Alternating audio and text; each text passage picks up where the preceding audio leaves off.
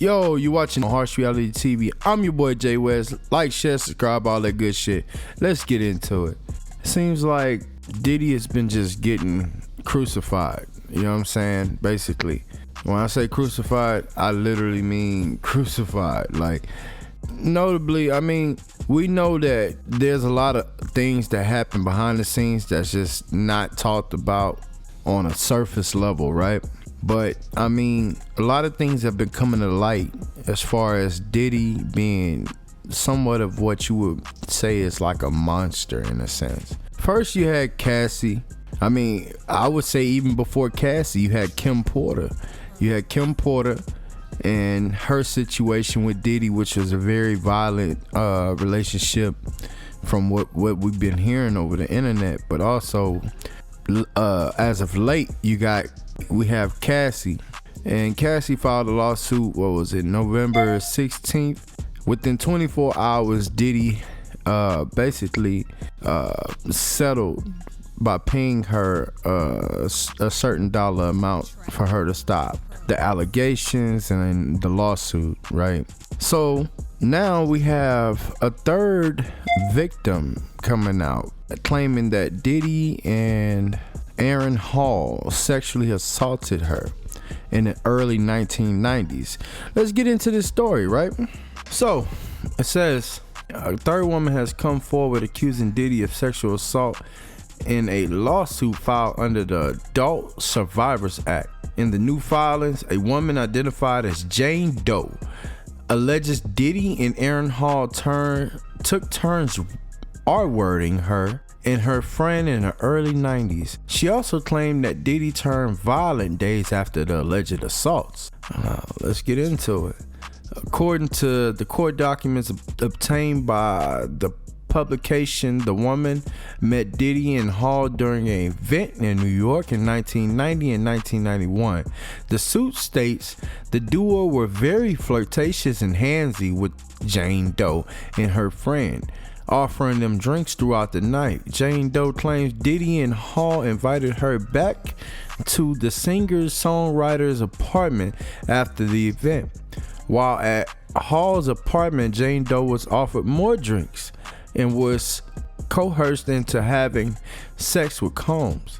She claims in the lawsuit after Combs finished doing his business, Jane Doe laid in the bed shocked and traumatized.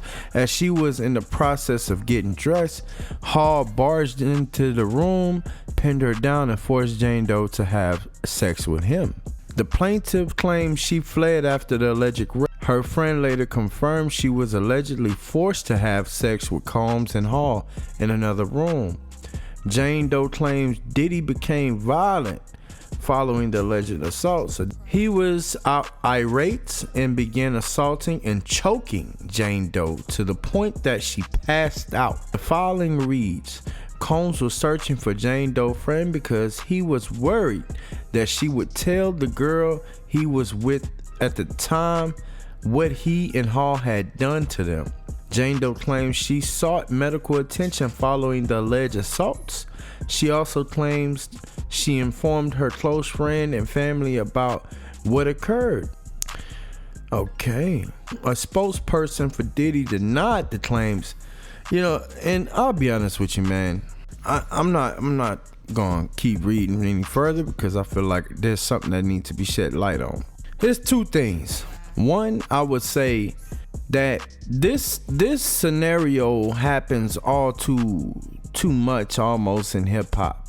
Now, I'll play devil's advocate for a second, just for a second. You got situations like Tupac and his alleged victim that claimed the R word against Tupac. It becomes not so cut and dry if you really want to be technical, for the simple fact that these people are notable and they're celebrities and they're held to a higher standard in some sort, but also they have a lot of women that's chasing after them.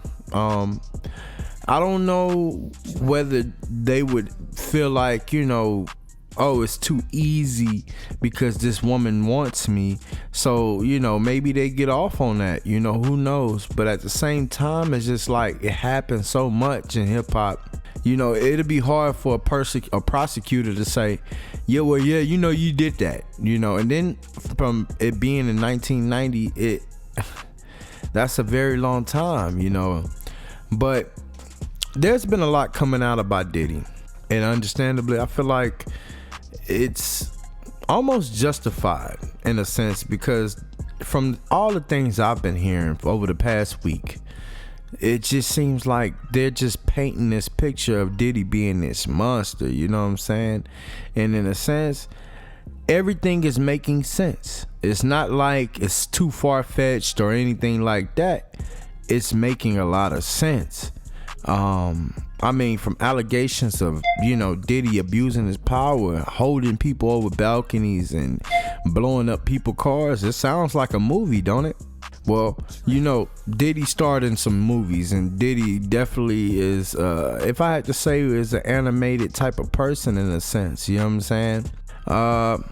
You want to go even deeper, you can look at the Biggie situation. I mean, we know that they came out and said that Diddy said that he didn't care if Biggie had to die. He didn't care if Tupac had to die. He didn't care if Suge Knight had to go to jail.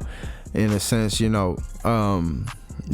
this is from people that was around him that said these things that he have said, right? So with this situation, man, I would say, man, like at this point, it's literally like a crucifixion. It's crucifying this man, basically. Do I think he's right or wrong? I can't really tell. And I can't really judge because nobody would know unless you was there. You know what I'm saying? But we do know for a fact that people around him claim that he was abusive towards his women.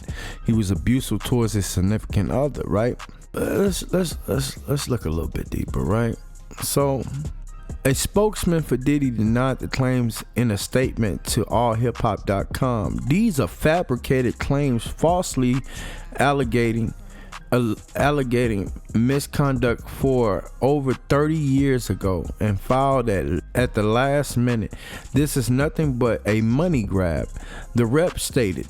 But because of Combs' fame and success, he is easily targeted for anonymous accusers while lie without consensus or consequences for financial benefits. The New York legislators surely did not intend or expect the Adult Survivor Act to be exploited by scammers. The public should be skeptical and not rush to accept these bogus allegations. But are they bogus? That's the question we asking. Are they bogus? And who says that they bogus other than the guy that's the accused, basically, right? In a sense, man, it's some wicked stuff going on, dude. And I feel like, honestly, these are things that's been hush under for a while, and now they finally starting to hit the surface. And now it seems like you're trying to do a bit of backtracking to try to cover your ass. You know what I'm saying? If you ask me, come out and say these things. I'm not saying that it has to be true, but what I'm saying is it begins to look like it's true, in a sense, right? And Diddy, I mean, from all these stories I'm hearing about how he treated his artists and how he basically R-worded his artists, I mean, time and time again, Freddie P and, Day 12, whatever, you know what I'm saying, Dandy Kane and all these artists, Mace and all these artists that he ran through, nobody ever profited or prospered under his watch, and I feel like that's something that should be looked at in a sense. You know what I'm saying? A lot of people had to go run and find Jesus. I mean, does that not tell somebody something? But that's just me speaking out loud, to where it's like, well, the public will think, well, if you paid them off, then maybe it's some truth to it, right? Diddy has faced multiple sexual assault lawsuits filed under the act. He settled one suit with his former partner, Cassie Ventura. She accused him of sexual and physical abuse and drugging, R-wording, and sexual trafficking her to multiple male prostitutes. Diddy denied the claims, and former couple settled within 24 hours of her filing the lawsuit. That alone, bro, it's like saying, oh, I'm not guilty, but here's some money. Shut up. You know what I mean? Like, you might have to go run to an island and just stay there for a while. Like, what's his name? Russell Simmons? Yeah. Because at this point, it's not looking good for you, buddy. So if you really want to be technical, whatever's done in the dark has to come to the light. I'm a living testament. I don't run from my past. I just look forward and I do what I can to try to prevent me from going back to whatever shithole I was in at the time, And a lot of people, they just run from it and keep running. You can't run from yourself. Every time you look up, you're right there. You can't run from yourself, dog. And that's just the truth. So, Diddy has done some things to people, which was, you can't say that, it didn't happen, because a lot of things happen on camera. A lot of things happen that people speak on. You say from the horse's mouth. Literally, we got a lot of things from the horse's mouth, and it's not looking good for you, brother. It's just not. Brother love. Brother love.